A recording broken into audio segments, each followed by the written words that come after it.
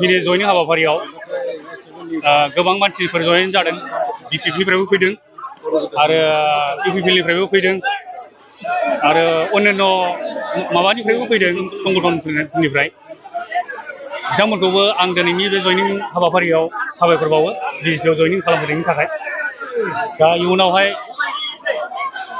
आंनि बुंनांगौआ रावखौबो आङो दुखु मोननानै फैनाय नङा।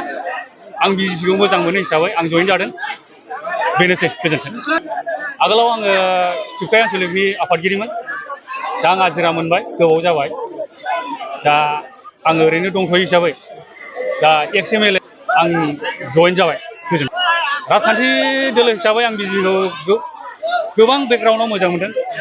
दिनै एस्र' साइन्टिफिकेलि एस्र' अखाफोराव चन्द्रयान हगारनो हानाय जाबाय इन्डिया।